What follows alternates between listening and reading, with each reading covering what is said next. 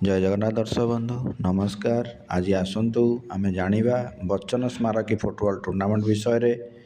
जहाँकि विगत 10 दिन है यही टूर्नामेंट महांगा और निशनकोल अंचल अनुष्ठित होइअछि एवं यह कटक जिला क्रीड़ा संसद पक्षरु महांगा एथलेटिक एसोसिएशन आनुकूल्य और निशनकोल पंचायत प्रहलाद खेला पड़िया ठारे अनुष्ठित होउथला एवं महांगा ब्लॉक रो कोटपदा ठारे अनुष्ठित होई आसुथिला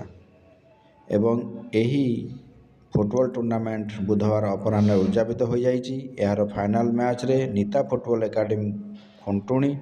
और उदय क्लब रानीहाट कटक मध्य अनुष्ठित होइथला जहाँकि शेष रे उदय क्लब रानीहाट चैंपियन होइचंती एवं यही अवसर रे मुख्य वक्ता भावे महांगा एथलेटिक एसोसिएशन उपदेष्टा तथा विधायक शारदा प्रसाद प्रधान, सम्मानित अतिथि भावे ओडिशा ओलंपिक एसोसिएशन साधारण संपादक अभिजीत पाइल और कॉलेज अध्यक्षा प्रोफेसर डॉक्टर तरुलता देवी, वीरेंद्र बेहरा, महांगा एथलेटिक एसोसिएशन साधारण संपादक समरेंद्र जेना, विशिष्ट फुटबॉल खिलाड़ी विजय दास, नरेंद्र कुमार साहू, कोच मोहम्मद सईद जब्बार प्रमुख जोगदे चैंपियन और रनर्स दल को नगद यथाक्रमे 30,000 और 20,000 टंका अर्थराशि समेत ट्रॉफी प्रदान कर उत्साहित करथिले एवं यही मैच को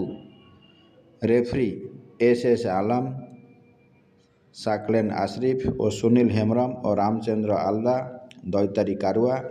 रवि महापात्र परिचालना करथिले। यार पुरस्कार वितरण उत्सव रे ब्लॉक उपाध्यक्षा नृसिंह चरण मिश्र संयोजना और महांगा एथलेटिक एसोसिएशन सभापति सुट्टू घोष पौरोहित्य रे मुख्य अतिथि भावे भुवनेश्वर एकराम रो विधायक बाबू सिंह जोगदे फुटबॉल खेल प्रचार प्रसार पाई तृणमूल स्तर किभली ओडिशा सरकार विभिन्न कार्यक्रम करी ग्रामांचल भल फुटबॉल खिलाड़ी सृष्टि कर लक्ष्य रखिचंती ताहा प्रकाश करथिले एवं शेष रे कटक जिला फुटबॉल एसोसिएशन उपसभापति सहदेव राउत धन्यवाद अर्पण करथिले। एही टूर्नामेंट को कैलाश चंद्र बेहरा, हेमंत राउत, रमेश चंद्र स्वाई, पीताम्बर महांती, भक्तचंद्र स्वाई, निर्मल राउत, जितेंद्र शतपथी, अशोक ओझा, संदीप सामुतराय, अशोक साहू, रवींद्र त्रिपाठी, रंजन राउत, दिलीप राउत प्रमुख परिचालन सहयोग करथिले। एही भली आपण माने